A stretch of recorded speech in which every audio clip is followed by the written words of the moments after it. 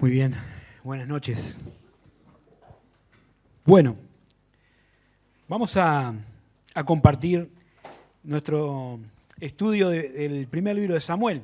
Hay unos cambios de fecha, pero la idea es que podamos seguir mirando este libro que nos habla de la historia del pueblo de Dios y la transición del tiempo de los jueces, ¿no? Después de la muerte de Josué y todo ese periodo que fue gobernado por caudillos, al comienzo de la monarquía.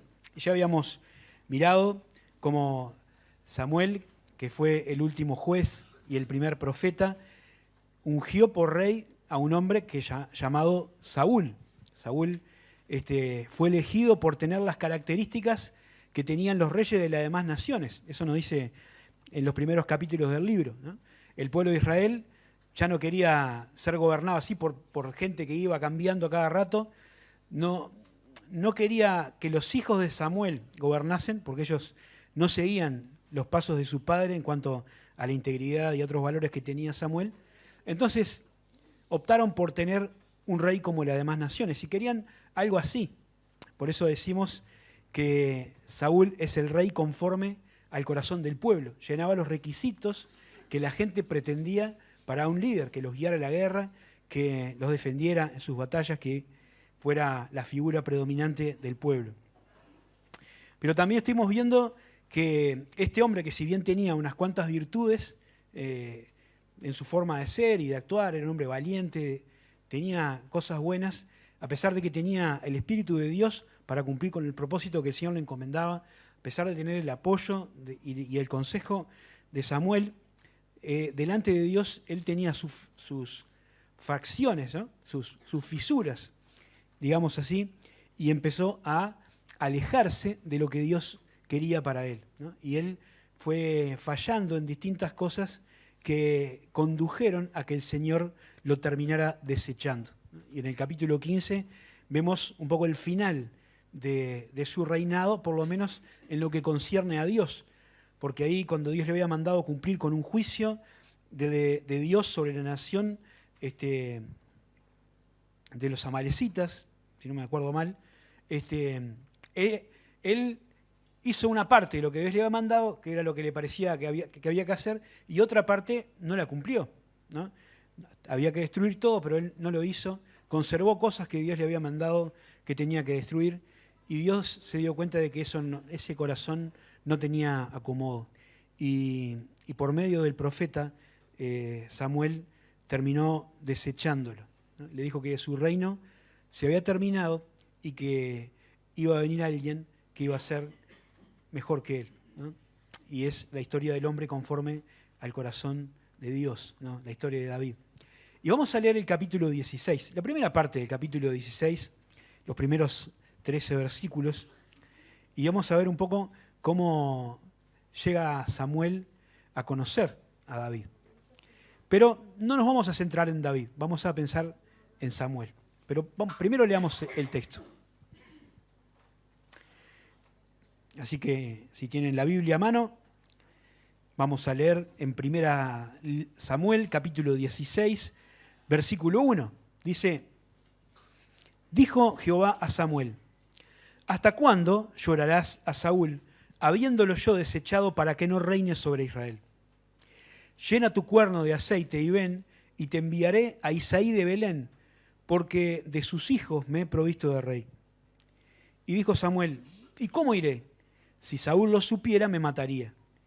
Jehová respondió: toma contigo una becerra de la vacada y di: a ofrecer sacrificio a Jehová he venido. Y llama a Isaí al sacrificio, y yo te enseñaré lo que has de hacer, y me ungirás al que yo te dijere. Hizo pues Samuel como le dijo Jehová, y luego que él llegó a Belén, los ancianos de la ciudad salieron a recibirle con miedo, y dijeron: ¿es pacífica tu venida? Y él respondió: sí, vengo a ofrecer sacrificio a Jehová. Santificaos y venid conmigo al sacrificio. Y santificando él a Isaí y a sus hijos, los llamó al sacrificio. Y aconteció que cuando ellos vinieron, él vio a Eliab. Y dijo: de cierto, delante de Jehová estás ungido. Y Jehová respondió a Samuel: no mires su parecer, ni a lo grande de su estatura, porque yo lo desecho. porque Jehová no mira lo que mira el hombre. Pues el hombre mira lo que está delante de sus ojos, pero Jehová mira el corazón. Entonces Isaí llamó a Abinadab y lo hizo pasar delante de Samuel, y el cual dijo: tampoco a este ha escogido Jehová. Hizo luego pasar Isaí a Sama, y él dijo: tampoco a este ha elegido Jehová. E hizo pasar Isaí 7 hijos suyos delante de Samuel. Pero Samuel dijo a Isaí: Jehová no ha elegido a estos. Entonces dijo Samuel a Isaí: ¿y son todos tus hijos? Y respondió: queda aún el menor, el que apacienta las ovejas. Y dijo Samuel a Isaí: envía por él, porque no nos sentaremos a la mesa hasta que él venga aquí. Envió pues él y le hizo entrar. Y era rubio, hermoso de ojos y de buen parecer. Entonces Jehová dijo: levántate y úngelo, porque este es. Y Samuel tomó el cuerno de aceite y lo ungió en medio de sus hermanos, y desde aquel día en adelante el espíritu de Jehová vino sobre David. Se levantó luego Samuel y se volvió a Ramá. Esta historia creo que es más o menos conocida, supongo que por muchos de los que están acá, leída muchas veces y contada en la escuela dominical también otra cantidad de veces. Pero yo quiero que antes de pensar en David y de ver su historia, nos concentremos un poquito en Samuel. Porque Samuel hacía varios años había abandonado la escena pública voluntariamente, ¿no? Como decíamos recién, en ese tiempo de transición en que él quiso dejar como herederos en el gobierno, por llamarlo de alguna manera, a los hijos, ¿no? Y se dio cuenta que eso no iba a caminar, y él dejó de lado su lugar como juez de Israel para que Saúl asumiera como monarca. Dios lo había comisionado para ungir al primer rey y ahora lo encargaba para ungir al segundo, ¿no? Y me gustaría ver 3 cosas acá que encontré, que me gustaría compartir con ustedes sobre este profeta, ¿no? Y su vida tan interesante. Primera es el dolor de Samuel. El dolor de Samuel, ¿no? Cuando arranca el capítulo, no sé si vieron esa frase de parte de Dios al profeta, ¿no? ¿Hasta cuándo llorarás a Saúl? Dice Dios a Samuel. ¿Hasta cuándo llorarás a Saúl? Yo lo deseché para que no reine sobre Israel. Capítulo 15, que vimos hace unos miércoles atrás, cuenta lo que había pasado, ¿no? Repasábamos hace un ratito cómo Saúl había desobedecido a Dios y en vez de reconocer su error y de asumir lo que había pasado, empezó a dar excusas, a justificarse, a acusar a otros. Y al final, cuando ya no tuvo ninguna defensa, demostró que lo único que le importaba era quedar bien delante del pueblo. Y le dijo a Samuel: bueno, vení conmigo a adorar, así me honrás delante de los ancianos. Y ese fue un golpe también para Samuel, porque entendió por qué Dios lo estaba desechando a Saúl. Y le tuvo que transmitir un mensaje tremendo, ¿no? A una persona que, por lo que podemos ver en el texto, Samuel amaba, ¿no? Samuel quería mucho a Saúl, ¿no? Pero le tuvo que decir: Dios ha roto tu reino, ¿no? Ya no vas a ser rey sobre Israel. Y se lo daba a un prójimo mejor que tú, ¿no? Y la historia del capítulo 15 termina diciendo que Saúl se fue a su casa, Samuel se fue a la suya y nunca más se vieron, ¿no? Nunca más Samuel volvió a ver el rostro de Saúl. Y esto le pesaba en el corazón, sin duda, a Samuel, ¿no? Y es interesante pensar eso, porque hay algo ahí que nos muestra un poco cómo era el corazón de Samuel, que ya lo estuvimos viendo en otras oportunidades, pero acá vuelve a aparecer, ¿no? Este corazón tierno que tenía Samuel para con Saúl, el primer rey, ¿no? Aunque fue difícil, y él transmitió el mensaje que Dios le había encomendado, ¿no? Hay un proverbio muy interesante, que en Proverbios 27:6, que dice: fieles son las heridas del que ama, pero importunos los besos del que aborrece. Y es un pasaje que me hace pensar en lo que tuvo que hacer Samuel, que fue dar un mensaje difícil a una persona a la que él quería. A veces es necesario hacer eso. A veces es necesario corregir a alguien, amonestar a una persona que está andando de una manera que no conviene. quizás suene extraño esto, pero la idea de que el amor, ¿no?, o la bondad tiene que evitar la corrección es una idea equivocada, ¿no? El amor por las personas no implica evitar la corrección, sino todo lo contrario, ¿no? La Biblia nos enseña que la disciplina es una forma de ejercer el amor. Dios hace de esa manera. El escritor de la carta a los Hebreos dice que el Señor al que ama disciplina y azota a todo el que recibe por hijo, ¿no? Y muchos pasajes que nos hablan de este tema nos enseñan que una corrección dada a tiempo puede ser dolorosa, pero puede evitar males mayores, y es lo que se trata de hacer, ¿no? Dice el Proverbio 23:13, no rehuses corregir al muchacho, porque si lo castigas con vara, no morirá. Lo castigarás con vara y librarás su alma del Seol o del infierno, ¿no?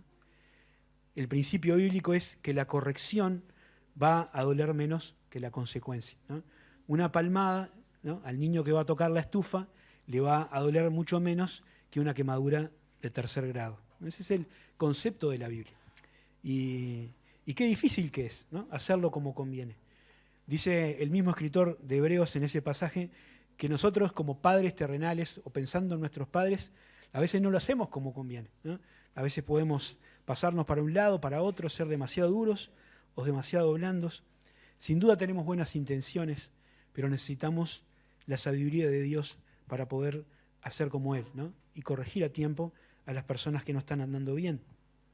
Decir lo que hace falta decir, aunque la otra persona lo tome como algo malo, ¿no?, y lo rechace y no haga caso, ¿no?, como fue el caso de Saúl. Los que somos espirituales o los que pretendemos ser espirituales tenemos que estar dispuestos a corregir, pero con espíritu de mansedumbre y con humildad. Ahora, la segunda cosa que aprendemos de acá es que no siempre la corrección da fruto o el fruto que se pretende. Y que en ese caso no hay mucho que podamos hacer, ¿no? Samuel estaba triste porque Saúl no había hecho caso a la corrección, ¿no?, a tiempo, antes que fuera definitivo su final. Pero Dios le dice que no podía seguir cargando con esa culpa, o no podía seguir cargando con ese dolor, porque Saúl había tomado su decisión. Él había presentado el mensaje, le había dado el consejo, le había apoyado en todo lo que podía, pero el otro había hecho lo que le había dado la gana, y lo que pasaba ahora era la consecuencia de sus actos, ¿no? Así que también es interesante pensar eso, ¿no? Samuel sentía dolor en su corazón, y Dios también sentía dolor en el corazón. ¿Se acuerdan? Decía, Dios se arrepentía. No es que había cambiado de idea, sino que le dolía también a Dios en el corazón el fracaso de Saúl. Pero ya era tarde para él, porque Saúl había decidido no arrepentirse. Había decidido endurecerse y continuar adelante en vez de reconocer que había estado mal. Pero hay otra cosa más interesante antes de cambiar de versículo, y es que Dios le dice, llena tu cuerno de aceite y ven y te enviaré a Isaí de Belén, porque de sus hijos me he provisto rey, ¿no? Y es como un nuevo comienzo, ¿no? Para esas palabras, llena tu cuerno de aceite, eran para el profeta una idea clara de que Dios había elegido a una nueva persona para continuar la obra de Dios. Nunca, ¿no?, la obra de Dios se detiene por el fracaso de una persona, ¿no? La obra de Dios, porque Dios lo quiso así, está llevada adelante por personas, ¿no?, por seres humanos de carne y hueso, con sus aciertos y errores. Pero ni el fracaso de una persona, ni la muerte, ni el pecado detienen la obra de Dios. Puede ser que un poco la estanquen o a veces la perjudiquen, pero la obra de Dios es de Dios, y Dios es el que la lleva adelante. En el libro de los Hechos, en el capítulo 5, hay un hombre llamado Gamaliel, ¿no? Era uno de los fariseos del concilio de los fariseos, un hombre sabio que fue maestro del apóstol Pablo, cuando Pablo era fariseo, pero que tenía una claridad de pensamiento tremenda. Y cuando se enfrentaban al problema de los apóstoles, de los discípulos que predicaban a Jesús, y no les importaba nada de los castigos ni las amenazas, él los paró y le dijo, miren, si esta obra es de los hombres, va a desaparecer, ¿no? ¿Se acuerdan de fulano que se levantó, después se murió y todo se dispersó, o el otro? Y trajo 3, 4 ejemplos de levantamientos así que al final se habían desintegrado. Pero dice Gamaliel, si esta es una obra de Dios, no la vamos a poder detener. Hagamos lo que hagamos, si es la obra de Dios, va a seguir adelante, ¿no? Y esto es así también en nuestro tiempo. El Señor es el que lleva adelante la obra. Y a veces nos preocupamos cuando vemos que hay lugares o ministerios donde parece que no hay una persona que siga adelante con la tarea. Y está bien que nos preocupemos, porque es importante que como liderazgo, que como iglesia, trabajemos en tener personas que continúen el trabajo o el ministerio en determinados lugares. Pero sin olvidarnos nunca que la obra no está en nuestras manos, sino en las manos de Dios. Y que a veces Él está preparando personas que nosotros no estamos haciendo, ¿no? Como cantábamos en una de las canciones, aunque no lo podamos ver, Dios está preparando a alguien que va a continuar la obra y nos va a sorprender, ¿no? Como estaba preparando a David, en un lugar absolutamente inesperado y desconocido para que ocupara el trono del pueblo de Dios. La segunda cosa que veo ahí son las dudas de Samuel, ¿no? Porque la situación estaba complicada, ¿no? Por lo que nos da a entender el pasaje, Saúl estaba enojado con la situación y estaba enojado con Samuel por haber transmitido el mensaje de parte de Dios. ¿Cómo sería la cosa? Que Samuel tenía miedo de que Saúl lo matara, ¿no? Sabía que se estaba preparando en algún momento, en algún lugar, alguien que lo iba a suplantar. Él lo tenía claro eso. Así que seguramente estaba monitoreando la situación para identificar cualquier movimiento extraño y tratar de parar el plan de Dios. Así que Samuel, cuando recibe este llamado de parte de Dios para ir hasta la ciudad o al poblado de Belén, dice, bueno, ¿y cómo voy a hacer? Porque si se entera Saúl, la quedamos. Pero el Señor tiene todo bajo control. Las dudas que tiene Samuel no son sobre si hacer o no la voluntad de Dios. Él tenía claro lo que iba a hacer, ¿no? Lo que quería saber era de qué manera podía llevar adelante su plan, ¿no? Sin arriesgar la vida o salvándose de la muerte, ¿eh? Porque el peligro era un peligro cierto. Así que me gusta esto. Estaba pensando, repasando algunas cosas que habíamos hablado, para ver quién era el escritor del libro de 1 Samuel, ¿no? Y bueno, habíamos dicho en una de las primeras charlas que según la tradición judía, el autor del libro de 1 Samuel, por lo menos la mayor parte, es el propio Samuel. Eso es lo que se cree, ¿no? Y qué interesante que Samuel haya dejado reflejado, ¿no?, que él tenía miedo. Esa es una de las cosas notables de la palabra de Dios, porque nosotros cuando contamos nuestras historias tratamos de sacarle las partes que nos dejan mal parados, ¿no?, o las partes en las que no nos lucimos, ¿no?, y tratamos de darle color a las otras. Pero Samuel, cuando escribe su historia, él reconoce que tenía miedo, ¿no?, que tenía miedo de ir a buscar al nuevo rey porque pensaba que Saúl le podía matar, ¿no? Y como decía, era un peligro real, pero Dios le dice cómo tenía que hacer, ¿no? Tenía que ir a una ciudad que nosotros ahora conocemos perfectamente porque es el lugar donde nació el rey David y porque es el lugar donde nació Jesucristo, ¿no? ¿Quién no conoce o ha escuchado hablar alguna vez de Belén? Pero en ese tiempo era una aldea más bien desconocida, ¿no? ¿Se acuerdan cuando la profecía dice Belén Efrata, que es una ciudad pequeña, ahí más o menos entre los príncipes, no tenía ningún destaque? Pero de ese lugar desconocido, pequeño, ¿no?, del territorio de Judá, Dios se había provisto el rey, ¿no? Y era alguien de la familia de Isaí. Isaí era hijo de Obed y era nieto de Booz y de Ruth la Moabita. También vimos esa historia que está en el libro de Ruth hace un tiempo atrás, ¿no? Así que Dios le manda a esa familia. De uno de sus hijos, Dios va a proveerse un rey. Ahora, qué interesante que Dios le manda y le dice cómo tenía que hacer. ¿Cómo voy a ir a atravesar el territorio, ¿no?, para llegar a ese lugar sin arriesgarme demasiado. Dios no está pidiendo que se arriesgue innecesariamente. Entonces Dios le dice que agarre una vaca, ¿no? Un novillo, y que diga que va a ofrecer un sacrificio. Y uno dice, ¿qué? ¿Dios le está pidiendo que mienta a Saúl? ¿Que diga que va a hacer algo cuando en realidad va a hacer otra cosa? En realidad, Samuel sí fue a ofrecer un sacrificio, ¿no? Pero ocultó o no comunicó abiertamente otra parte de su tarea o de su misión, ¿no? Y eso es importante, ¿no? Porque a veces nosotros tenemos tendencia a romantizar algunas cosas de la fe y a pensar que tener fe implica arriesgarse a cualquier cosa, ¿no? Y hacer cosas idiotas, podemos decir así para no buscar una palabra rara, ¿no? Si una persona, un hermano, un cristiano, vive en un país musulmán, ¿no?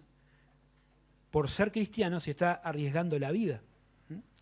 Por vivir su fe, por compartir el evangelio, puede ser muerto en cualquier momento. Entonces uno no le puede pedir a esa persona y decirle, ¿por qué no te pones una calcomanía en el termo que diga Cristo vive? ¿O por qué no te pones un pescadito en el auto? ¿Que tenés miedo? ¿No confías en Dios?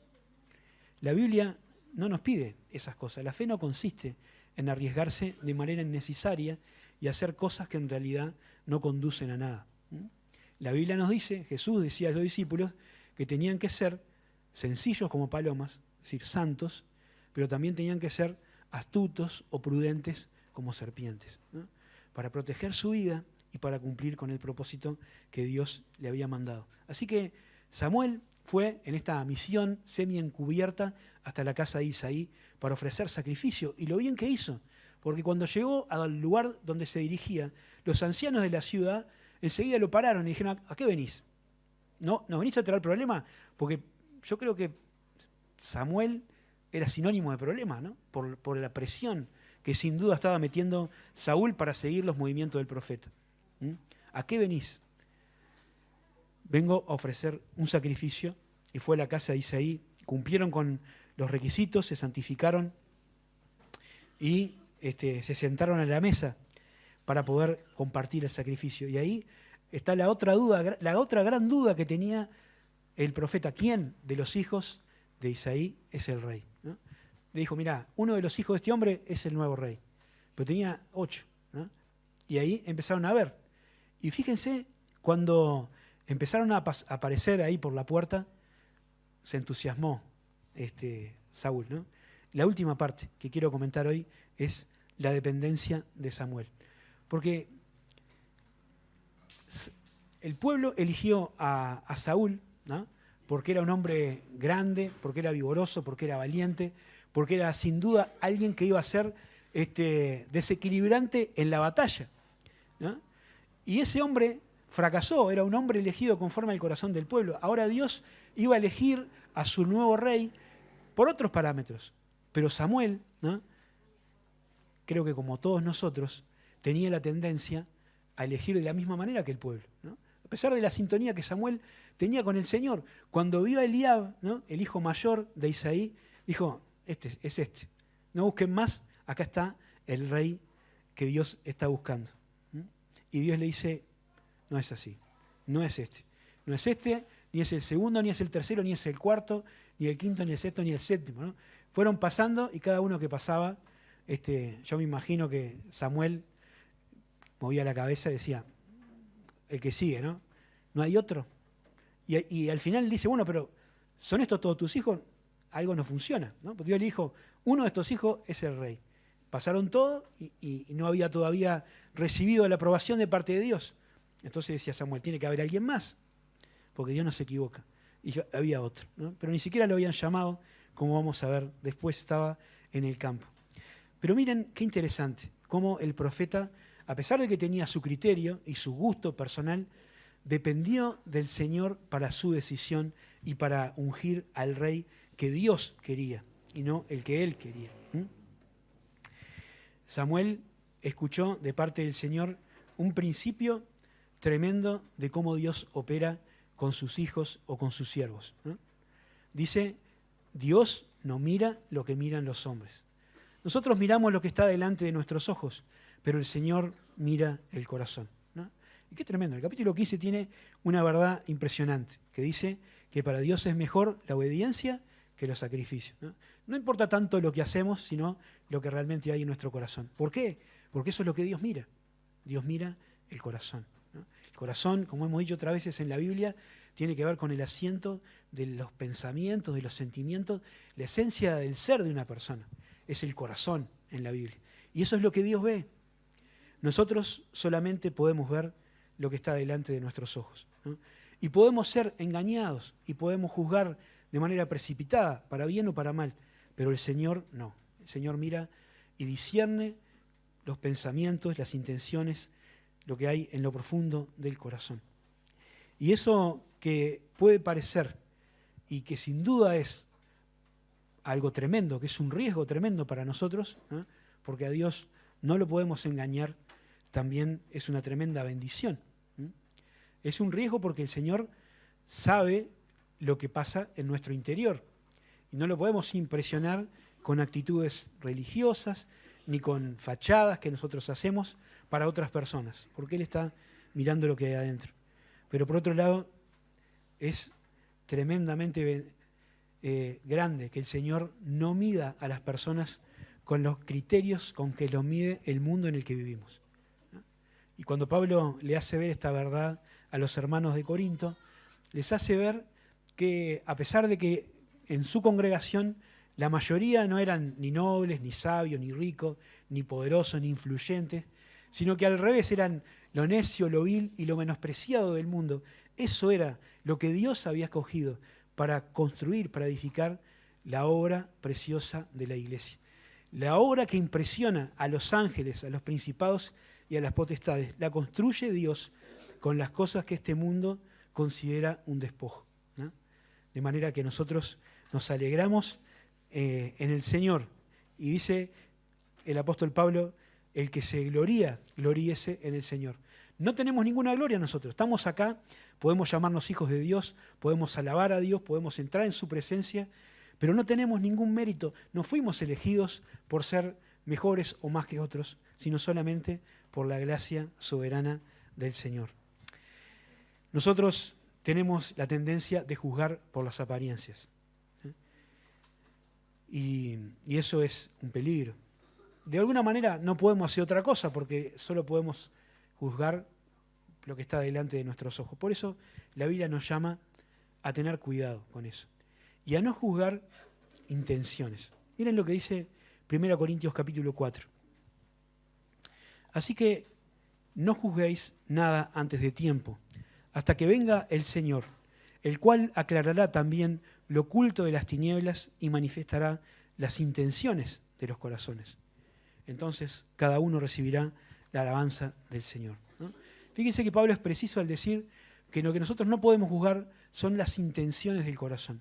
Eso no significa que las personas que tienen la responsabilidad no se ocupen de juzgar el pecado de una persona, ¿no? Cuando hay que establecer una disciplina en la iglesia, o que no se pueda analizar la evidencia de los frutos de una persona, porque Jesucristo decía, por sus frutos los conoceréis. Así que ahí hay un análisis de conducta, ¿no?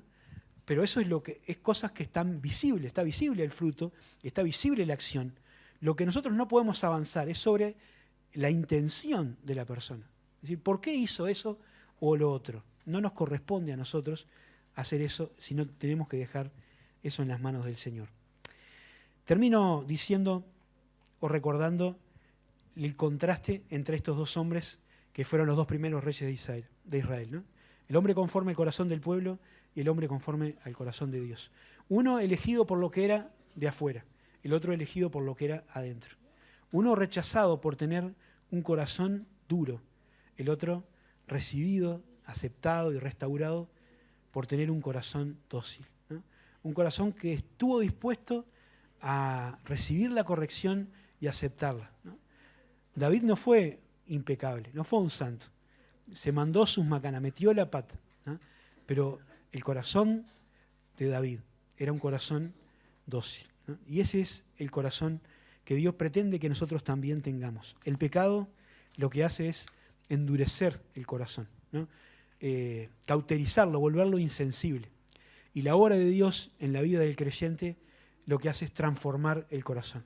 Creo que es Jeremías que dice que Dios quiere quitar el corazón de piedra y reemplazarlo por un corazón de carne, por un corazón sensible para escuchar la voz de Dios y para obedecer a sus mandamientos.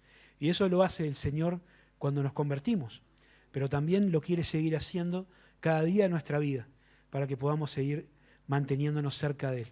Por eso es tan importante el mandamiento que está en la Escritura y en los Proverbios, que dice: Dios, dame, hijo mío, tu corazón.